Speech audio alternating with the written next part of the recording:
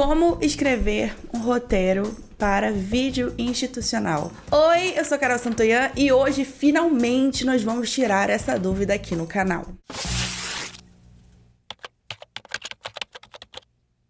Gente, se tem uma coisa que vocês já me ouviram falar aqui, é que roteirista geralmente passa pela etapa dos roteiros institucionais, né? A gente consegue ali no começo da carreira e até depois também em outro momento tirar um dinheirinho de institucional. Eu sempre falo pra vocês que geralmente os primeiros trabalhos são assim e foi assim comigo. Inclusive o institucional me abriu muitas portas, só que eu nunca fiz um vídeo sobre roteiro.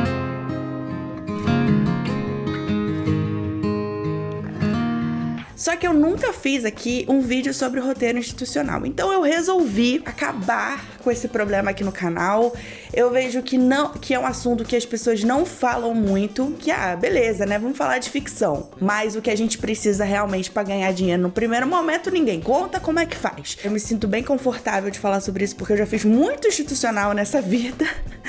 Então, eu vou contar em basicamente 3 passos que eu considero muito importantes, né? Tipo, como é que é o formato, como é que tem que entregar, como é que faz o roteiro e também uns passinhos antes que impactam muito na tua entrega, tá? Então vem comigo que a gente vai destrinchar aqui pra você sair desse vídeo sabendo como escrever um roteiro institucional. Mas antes eu vou pedir pra, se você está aqui neste canal, deixa seu like, se inscreve se você não estiver inscrito, porque, meu amor, aqui é só conteúdo de qualidade sobre roteiro, sobre escrita, pra você que quer trabalhar escrevendo para audiovisual. Então cola aqui comigo e vamos pro vídeo.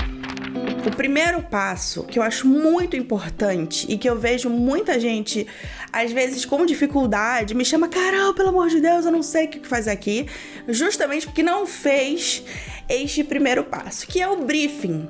Gente, o que é o briefing? É o papo que você vai ter ali com o teu cliente para você entender exatamente o que ele quer. Ele vai te briefar um pouco sobre a ideia que ele tá na cabeça e juntos, né, vocês vão construir ali uma linha de raciocínio que a partir de então você vai conseguir estabelecer ali o que você precisa saber para você seguir e fazer o seu roteiro. Então presta atenção, porque essa parte é muito importante, tá ok? Primeiríssima coisa que você precisa fazer é saber qual é a proposta do seu cliente, o que ele quer realmente, o que se passa na cabeça dele. Pode ser que a pessoa que esteja falando com você no primeiro momento ela não saiba nem o que ela queira? Pode. Pode ser que a pessoa tenha uma ideia maluca e você tenha que pegar, né, essa ideia e jogar na realidade? Pode. Mas, antes de tudo, você precisa entender o que seu cliente quer. Quando você está escrevendo um roteiro institucional, mais até do que quando você está escrevendo ficção, e esse também é uma boa dica para ficção, mas aqui principalmente,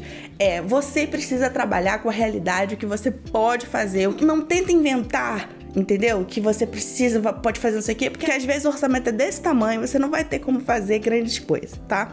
Então tenta entender com o seu cliente, não só o que ele quer fazer, mas o que ele quer passar com aquele filme. Eu já tive, né, um cliente, uma clínica popular, e ele queria muito passar essa sensação de proximidade com as pessoas e queria emocionar. O briefing veio, olha, ele quer que as pessoas chorem.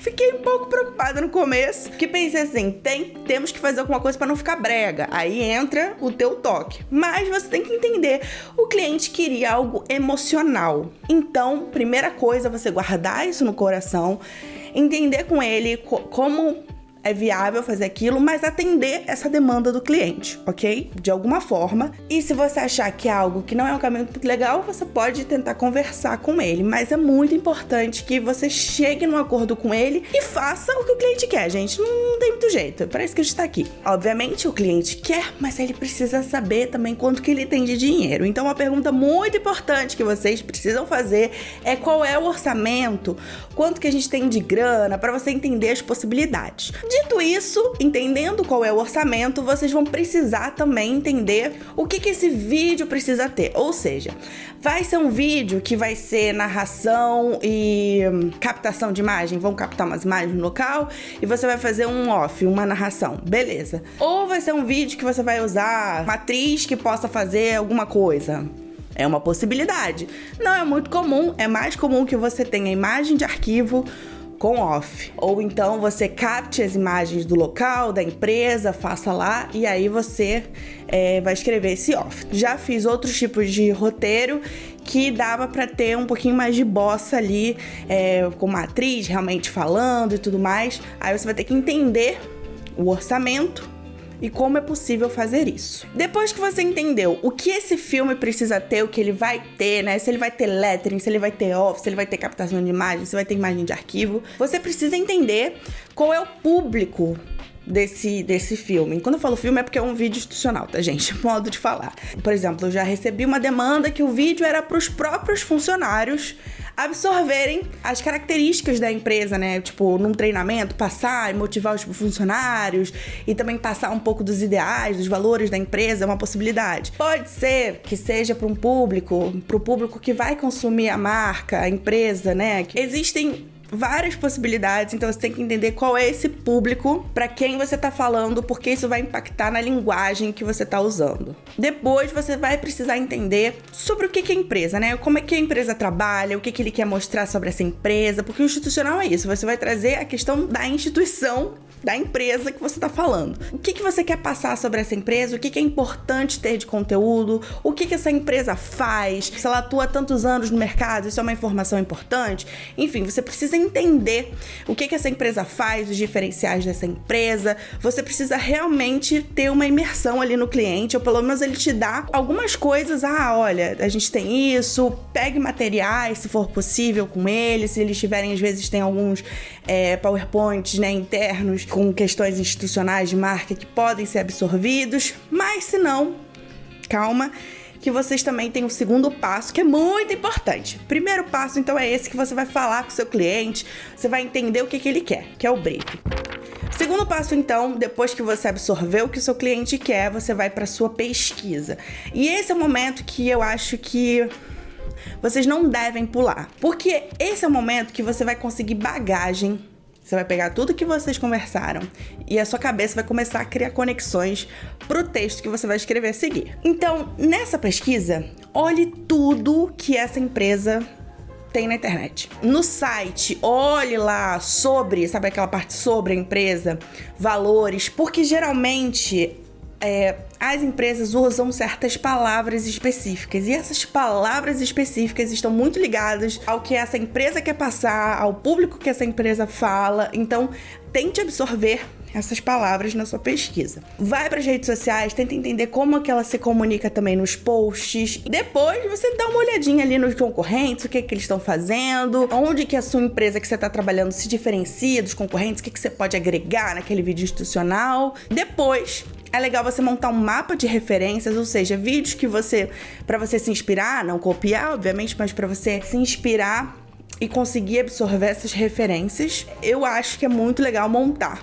um mapa de palavras. O que são esses mapas de palavras? São palavras específicas que são utilizadas pela empresa, que tem a ver com o público-alvo, que tem a ver com os valores da empresa, que tem a ver com o que ela quer passar. Faço uma listinha de palavras e absorvo elas para o meu texto. Lembra que eu falei pra vocês que eu fiz uma vez um institucional, que o cara no briefing falou que queria emocionar, e aí eu entendi, né, que era uma clínica popular, então eles usavam muitas palavras também de afeto para se aproximar daquelas pessoas. Não era uma comunicação muito rebuscada, então tinha uma coisa do carinho, do cuidado nas palavras, no tratar, porque tinha a ver com saúde. E aí eu fui entendendo isso e fiz uma listinha de palavras que comunicavam isso, tanto que a própria empresa já usava, ou palavras que eu achava que traziam esse conforto, essa proximidade, que tinha tudo a ver com o que eu tinha alinhado no briefing com o cliente. Então, é mais ou menos isso o que eu chamo de mapa de palavras, né?